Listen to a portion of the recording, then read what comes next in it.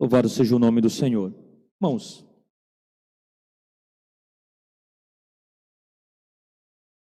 queremos ministrar uma palavra para você esta noite, baseado no texto que a gente leu. Eu não sei se você já esqueceu o texto, mas nós lemos Gênesis, capítulo 12, versículo 10 ao 20. Gostaria que você tivesse condições, você mantivesse a sua Bíblia aberta. Nós vamos fazer uma pregação expositiva sobre esse tema. Quero mostrar para você sobre os aspectos da fé e do medo. Por que é importante nós sabermos disso? Nós ouvimos algumas canções nesta noite, canções de confiança. Se você estivesse aqui desde o início, você pôde louvar o nome do Senhor juntamente conosco, através dos hinos congregacionais, palavras sobre confiança, sobre confiar em Deus. E confiança, irmãos, é algo que todos nós sabemos que devemos ter, todos nós temos convicções de que isso é importante, que nós devemos depositar a nossa confiança no nosso Deus, que Ele é bondoso, que Ele é galardoador, mas é algo que às vezes nós não praticamos. Eu quero expor para você aqui, baseado no que nós lemos, que nós podemos extrair de um texto precioso como esse. Então deixe sua Bíblia aberta. É possível que você já tenha até um pouco se perdido nos temas que nós estamos abordando nos cultos da família. Nós geralmente trabalhamos nos cultos da família com séries de mensagens.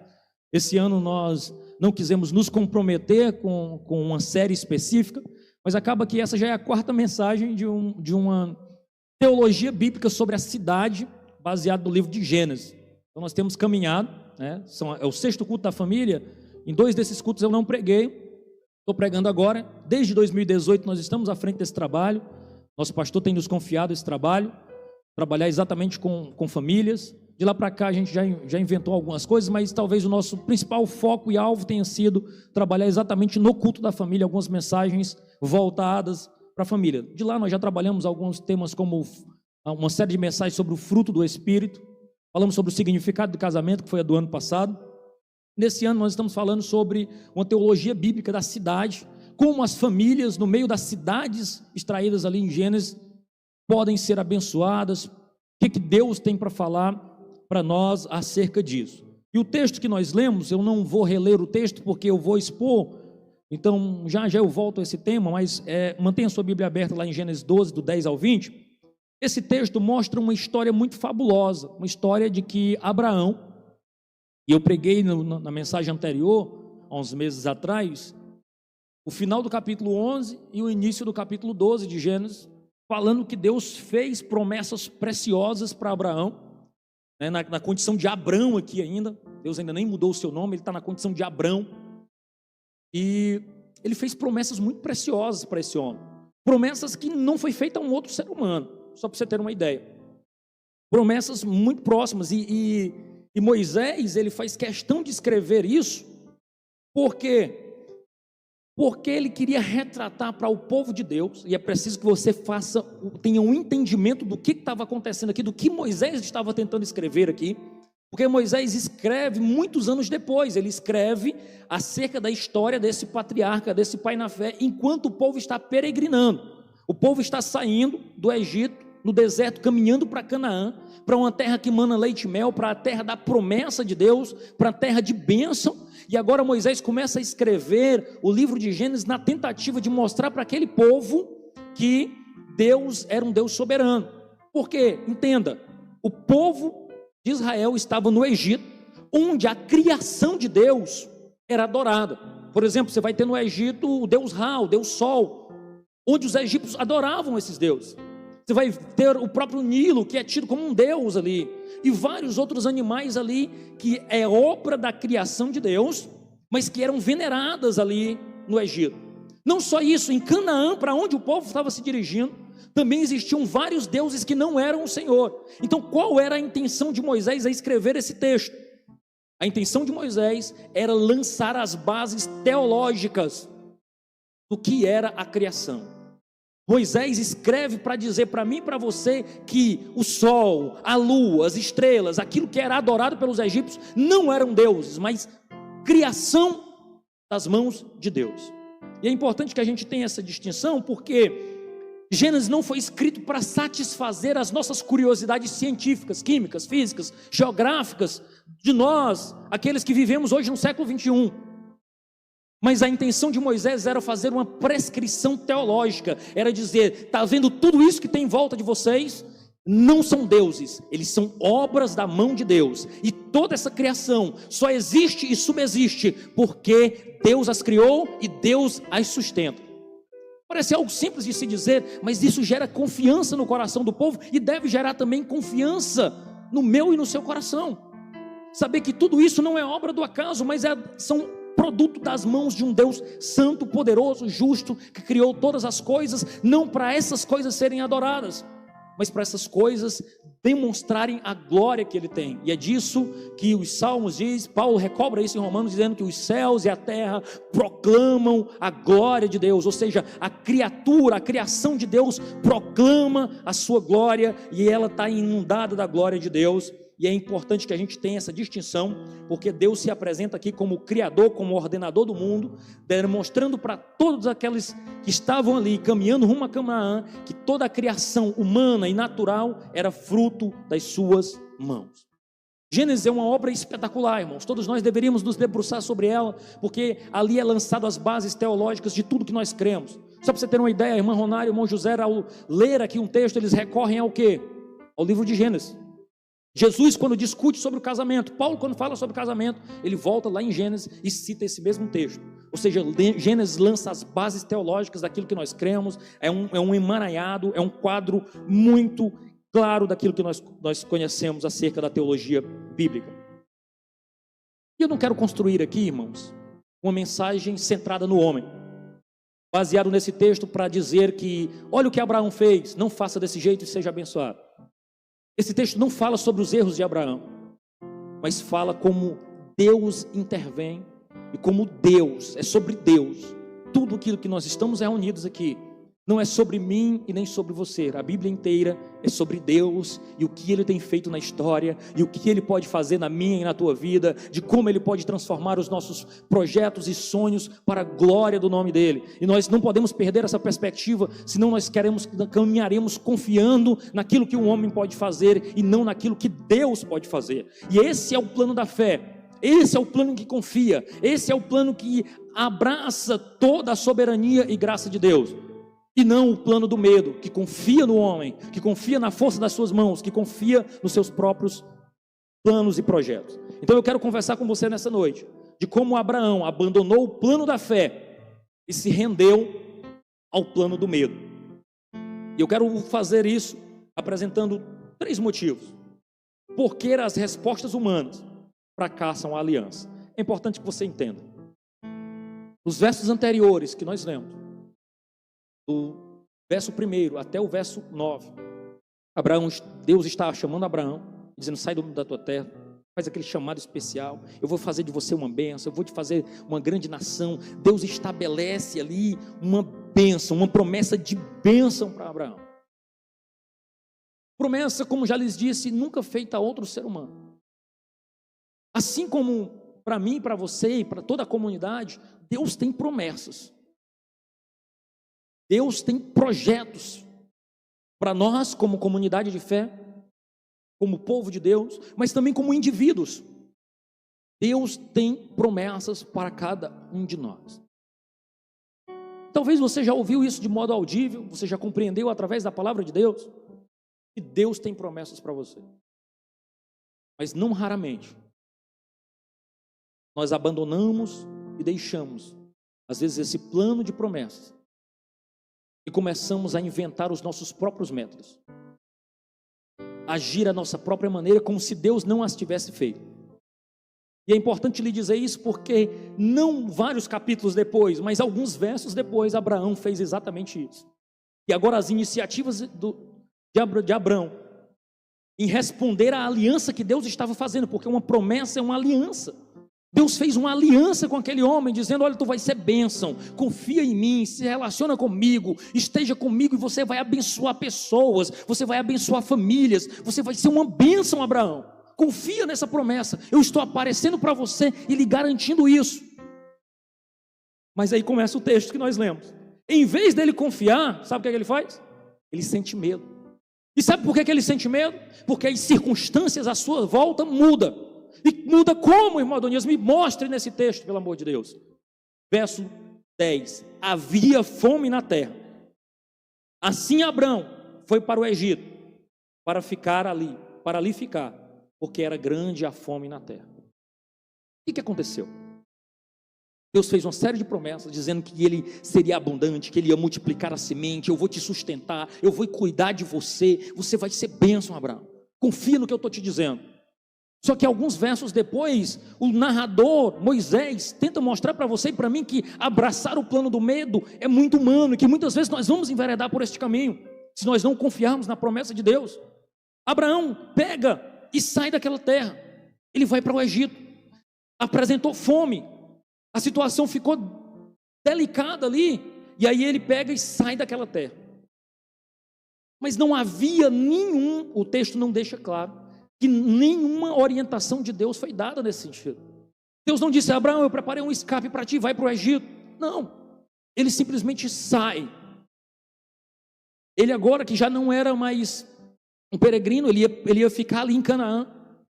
Ele agora, com medo da fome, com medo das circunstâncias a seu redor, ele sai da terra que Deus lhe prometeu e vai para o Egito. Ele caminha para o Egito. E sabe por que ele caminha para o Egito?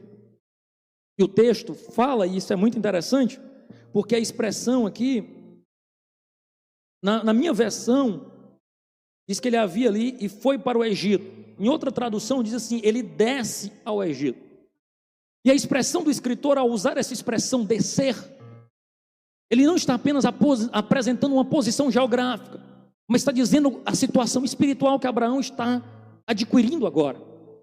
Agora ele está dizendo isso: olha, ele desceu ao Egito, ele tomou uma posição para longe da promessa de Deus. Ele está mostrando e revelando a situação espiritual que Abraão está abraçando agora. Ele está descendo, um indicativo da direção equivocada que Abraão estava tomando, indicando claramente a sua falta de fé. O reformador João Calvino, ele comenta esse texto, ele diz que a falta de fé de Abraão, temendo diante da possibilidade da morte, que morte? Da fome, declara que ele não confiou tal perigo a Deus. Ele tenta resolver a situação pelos seus próprios meios. Calvino, falando sobre isso, ele mostra com um retrato meu e seu, que quando a situação aperta, sabe o que a gente faz na maioria das vezes? A gente tenta resolver pelos nossos próprios meios. Mas Calvino continua, ele diz que apesar da promessa de Deus, de que lhe daria a terra, ele teme e foge para o Egito. E sabe por que ele foge para o Egito? Porque como eu e você, Abraão também buscava posições de segurança. Ele sabia do Egito, ele sabia que lá tem um rio próspero, que ali, à sombra do Nilo, à sombra da prosperidade do Nilo, não faltaria alimento. Ele poderia recorrer e fome, ele não passaria ali. Ou seja, ele deixa a proteção de Deus para confiar nos seus próprios meios, nos seus próprios métodos, abraçando a sua própria proteção humana. E sabe por que ele fracassa? Sabe por que nós fracassamos? Porque em vez de nós confiarmos em Deus, na primeira tentação, assim como aconteceu com Abraão, ele fugiu. Assim que a terra apresentou fome, ele disse: eu não vou ficar aqui, eu vou cair fora, eu vou fugir, mesmo não tendo uma orientação de Deus. Mas o que isso significa para mim e para você, ouvinte do século 21, que está ouvindo acerca desse texto quase 4.000 anos depois? Significa que em tempos de privação, irmão, nós somos tentados a não confiar em Deus, a desviar os nossos olhares da promessa de Deus. Mas eu quero lhe dizer que o povo de Deus não age desse modo. O povo de Deus, a comunidade da aliança, tem garantias na palavra de Deus, que mesmo quando as coisas ao nosso redor desabarem, não saírem dentro da perspectiva que nós achamos, nós devemos confiar em Deus, porque não é sobre nós, não é sobre os nossos atos, não é sobre aquilo que nós podemos fazer, mas é sobre o que o Deus que nós servimos pode fazer. Se você não tiver essa esperança, essas perspectivas, como confiar nesse Jesus? Nós vamos fingir que confiamos. Mas você é chamado nesta noite, em nome de Jesus, a confiar em Deus. E quando sentir medo, não abandonemos a promessa que recebemos. Quando as situações estiverem difíceis, não abandone a promessa que você recebeu.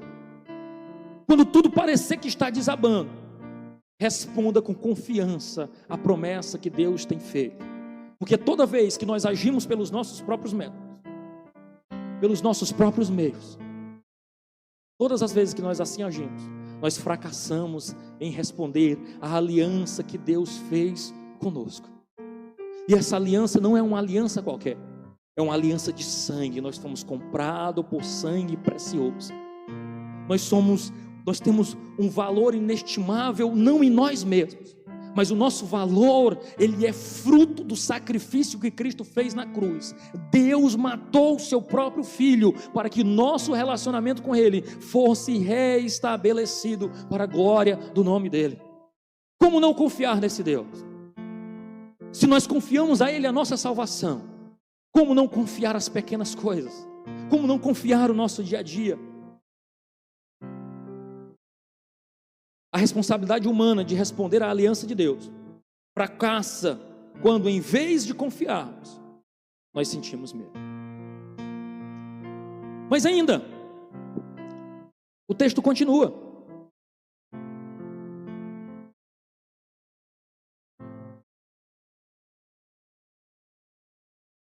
Nós temos o segundo ponto. Nós falhamos ao responder à aliança quando, em vez de confiar, nós sentimos medo. Nós falhamos em responder à aliança de Deus quando, em vez de descansarmos, nós inventamos ajuda. Você já se pegou dando um empurrãozinho para Deus? Deixa eu te mostrar aqui no texto bíblico. Olha os versos seguintes.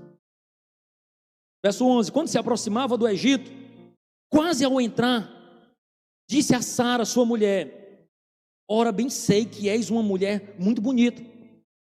Os egípcios, quando virem você, vão dizer: essa é a mulher dele. Então eles vão me matar, deixando você com vida. Verso 13: diga, pois, que você é minha irmã, para que me tratem bem por sua causa, e por amor a você me conservem a vida. Tendo Abraão entrado no Egito, os egípcios viram que a mulher era de fato muito bonita. Os príncipes de Faraó a viram e foram elogiar diante de Faraó. E a mulher foi levada para a casa de Faraó. Este, por causa dela, tratou bem Abraão, o qual veio ter ovelhas, bois, jumentos, escravas e escravas, jumentas e camelos. Você consegue perceber esse texto? Você consegue perceber aqui o que Abraão fez? Ele negociou a mulher dele. Que situação vexatória. Que situação vergonhosa para o patriarca Abraão. Agora, não confia em Deus, desce ao Egito, e sabe o que ele diz? Olha, deixa eu traçar aqui um plano especial, Sara, porque senão eles vão me matar. Ele não confia em Deus, mas não só isso, em vez dele descansar, que Deus prometeu que ele seria uma grande nação, que ele não conseguiria contar, ele inventa o jeitinho dele. Ele dá o seu próprio modo de sentir segurança. E agora, ele falha em responder à aliança. Em vez de descansar na promessa, mesmo sabendo que Deus, ao prometer a ele, disse assim: olha, Abraão, os teus amigos serão meus amigos, os teus inimigos serão meus inimigos. A quem você abençoar, eu vou abençoar, mas a quem você amaldiçoar, eu vou amaldiçoar. Abraão, eu estou contigo. Deus olha para Abraão e faz uma das promessas mais fabulosas e fantásticas a um ser humano. Mas agora, ele busca meios humanos de se tornar agradável a Faraó. Agora ele procura usar uma negociata, meios escusos, meios obscuros, para conseguir o favor dos homens, sem confiar em Deus e sem nenhuma vergonha. Ele se mostra ansioso e excede todos os limites. A insegurança de Abraão, a ganância dos egípcios, a mesma ganância de Abraão ainda, encontram um ponto de convergência. Elas convergem aqui. Elas fazem, como a gente costuma dizer no ditado, fecham como tampa e panela. E agora, num funil de ganância, de luxúria, Moisés tenta mostrar para nós aqui, leitores, como estava se desenrolando esse pecado que estava acontecendo aqui. Primeiro ele diz, o povo egípcio viu Sara e achou ela bonita. Logo em seguida ele diz, não só o povo viu, mas os príncipes também viram. E foram falar dela para Faraó. Eu imagino os cochichados. Veja Faraó, olha a mulher que está entrando aí, rapaz. Tem um drama de desejo, de luxúria, de desejo de possuir aquela mulher que era belíssima aos olhos. De modo que termina o texto, Abrão e Sara na presença de Faraó. Faraó tomando aquela mulher muito bela, muito bonita e levando para sua casa. E Abraão conseguindo a segurança que ele desejava fora de Deus. Ele consegue o que ele queria. O que foi que ele tramou no início? Ele disse, olha, se você disser que é minha irmã, eu vou ser abençoado por tua causa.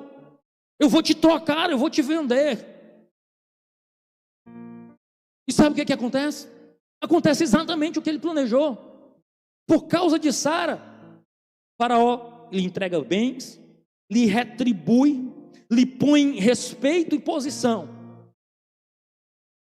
Depois dele negociar uma trama de pecado e falsas seguranças humanas, mostrando claramente que toda vez que nós tentamos nos proteger fora da aliança de Deus, nós caímos em pecado, nós caímos em distanciamento de Deus, nós caímos em um enredo de pecado, de emaranhado de pecado. Aqui o texto está deixando claramente que os cristãos, aqueles que amam a Deus, os filhos da aliança, o povo de Deus, não age de modo escuso, não age de modo obscuro, não busca influência na sociedade através de negociatas. Eles confiam em Deus, eles confiam o seu nome a Deus, eles confiam a sua reputação a Deus, porque é Deus quem cuida da nossa reputação.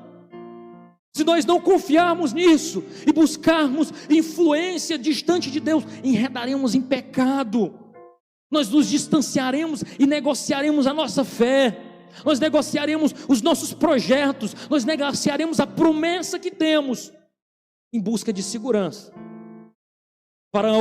Abraão conseguiu o que queria, às custas do relacionamento precioso, seu próprio casamento. Ele negocia e é marcado aqui por algo vergonhoso. Buscou construir proteção e segurança distante de Deus, assim como Caim. Deus olha para Caim e diz, cadê teu irmão Caim? Ele disse, eu sou o guardador do meu irmão, por acaso, Deus? E quando ele assume o pecado dele, que matou o seu irmão, ele diz, Deus, eu temo que ao sair os povos me matem. Deus disse, não vão te matar, eu vou te dar um sinal, e quem te encontrar vai te reconhecer e não vai te matar. Caim recebe esse sinal, sai, dobra a esquina, e sabe o que ele faz? Ele constrói uma cidade. Ele disse, eu que vou vagar, eu que vou confiar na promessa de Deus, eu vou construir uma cidade para mim ficar aqui protegido. Você pode olhar para Caim, olhar para Abrão, diz que crentezinho mequetrefe esses, né? Eu não agiria assim. Deixa eu te dizer, de algum modo nós somos retrato disso aqui. E quando a situação aperta, nós buscamos e inventamos a ajuda distante de Deus.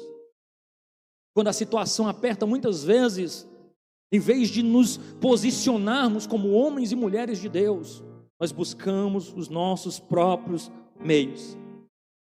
E sempre que nós agimos assim, buscando socorro humano, nós falhamos, fracassamos em nos proteger fora da aliança. Essa busca ansiosa de Abraão por segurança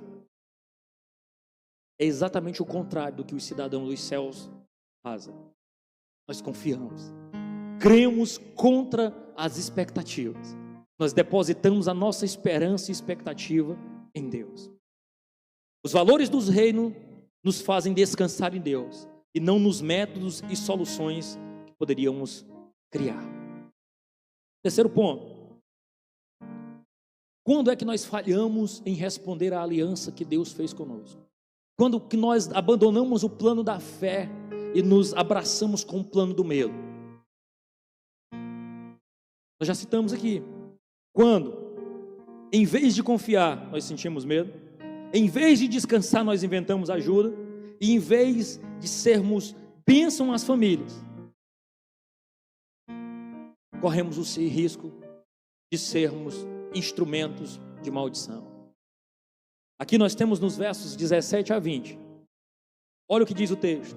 Porém o Senhor puniu Faraó e a sua casa com grandes pragas, por causa de Sara, mulher de Abraão. Faraó chamou Abraão e disse: o que é isso que você fez comigo? Por que não me disse que era a sua mulher? E por que me disse que ela era a sua irmã? Foi por isso que eu tomei para ser minha mulher. Agora, pois, aqui está a tua mulher. Tome e vá embora daqui.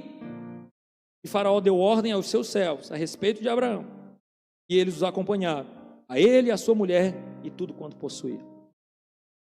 Olha só o que aconteceu aqui. Quando eu disse no início da minha fala que o texto não era sobre mim e você, e sobre os potenciais pecados que nós podemos cometer, mas é como Deus intervém, fica claro aqui agora. A revelia de Abraão, contrário àquilo, à posição que Abraão assumiu, Deus intervém, como diz um livro de Francis Schaeffer, o Deus que intervém, Deus intervém na história. Se nós temos sido sustentados até o dia de hoje, irmãos, é porque o Deus que nós servimos é um Deus que intervém. Ele tem intervisto na história da humanidade, mas também na minha e na sua história. Se nós estamos hoje aqui é porque de algum modo Deus interveio e com seus braços de amor nos alcançou, nos atraiu para a sua presença, contra as expectativas humanas. Mesmo quando isso daí não tem jeito, Deus interveio e nos atraiu, semeou no nosso coração o desejo de buscá-lo e de estar na sua presença. E agora Deus intervém. Deus vai até Faraó e agora amaldiçoa aquele líder, de modo que ele passa a entender que deveria entregar, devolver a mulher de Abraão. Mas eu quero chamar a sua atenção aqui que como a falta de fé de Abraão faz com que ele se transforme num agente de caos. E como Moisés tenta espelhar os textos, mostrar a relação entre o texto de 1 a 9 com o de 10 a 20. Porque nesse texto você vai perceber o seguinte: Deus promete segurança a Abraão, mas Abraão teve medo. Deus promete bênção e maldição, bênção para os amigos de Abraão, maldição para os inimigos. Como é que Abraão responde? Age fora de Deus, confiando nos seus métodos. Deus promete que ele vai ser bênção, mas agora Abraão se torna maldição para os egípcios, porque além de trazer prejuízos para aquele povo que o acolheu, ele também negocia e submete a sua casa à vergonha e à mentira. Veja o espelhamento do texto, aquilo que Deus prometeu que Abraão seria, e como ele responde não sendo aquilo que Deus o chamou para ser. E eu quero chamar a sua atenção aqui, porque Deus nos chamou para ser bênção, Deus nos chamou para ser luz, Deus nos chamou para ser sal, Deus nos chamou para nos posicionarmos, Deus nos chamou para ser igreja, Deus nos chamou para ser vivos, Deus nos chamou para responder à glória do seu nome, Deus nos chamou para testemunhar, Deus nos chamou para ser voz, Deus nos chamou para ser vida onde há morte, Deus nos chamou não para vivermos o melhor de um domingo à noite num ar-condicionado, mas para influenciar uma sociedade perdida que está distante de Deus. Como nós temos respondido a isso?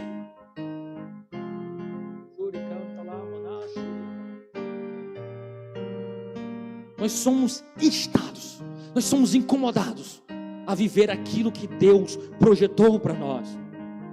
E Ele não projetou de forma coletiva apenas, mas de modo muito individual e específico, depositando em você e em mim dons e talentos, para que nós pudéssemos responder e ocupar as posições para as quais Ele nos chamou, sem negociar e trair a aliança que Ele fez conosco, uma aliança de sangue, de compromisso, de fidelidade. Louvado seja o nome do Senhor. O mais vexatório aqui, irmãos, é Abraão sendo chamado, como diria num bom português aqui no Nordeste, chamado nas catracas. Abraão agora toma uma pressão de Faraó. Abraão é colocado diante de Faraó a um modo similar. Moisés aqui tenta nos trazer à memória o que Deus fez com Adão. Onde está Adão? O que foi que tu fez, Adão? Agora Faraó chama Abraão, põe de frente dele e começa a prestar contas com ele, e dizendo: o que foi isso que tu me fizeste? Por que você não disse que era a sua mulher? Por que você disse que era sua irmã? Foi por isso que eu a tomei para ser minha. Olha o patriarca, o pai da fé, agora sem palavras, sem poder dizer nada em sua defesa. Escute o que eu vou lhe dizer. Texto bíblico que fala sobre sermos sal e luz. Ele termina dizendo assim: se o sal não servir para salgar, ele será lançado fora e será pisado pelos homens. Você quer um exemplo de ser pisado pelos homens melhor do que esse aqui? Ser pego de assalto num frago, ali pego sem ter condições de se defender, porque está em pecado, porque está em falta, porque não honrou a aliança. Agora nós temos aqui o pai da fé envergonhado. O pai da fé agora sendo um espetáculo para o nome de Deus, em vez de ser uma testemunha. Ele é responsabilizado pelo seu pecado, não pode dizer nada para a sua defesa, é deportado do Egito, expulso. Mas ainda assim, Deus o prospera. Sabe por quê? Graça soberanamente administrada. Não depende de você e de mim, mas depende do amor que Deus deposita e nos atrai. Talvez você olhe para o lado, mas fulano foi resgatado, como? É tão pecador, mas ainda assim Deus o ama e pagou um preço extraordinário por ele e o atraiu com seus laços de amor e administra a graça agora de um modo soberano, intervindo. Deus fere o Egito, Deus preserva Abraão, Deus mostra para Abraão: está vendo, tu não precisava mentir, tu não precisava trair a aliança, porque eu sou Deus soberano e eu cuido de tudo. Está vendo, todo mundo ficou em crise. Tu achou que talvez o que tu prosperou, porque ele saiu de lá rico, irmão, saiu de lá com bens, talvez pensando: não foi fruto da minha estratégia, nada. Deus estava cuidando dele. Deus estava cuidando de tudo.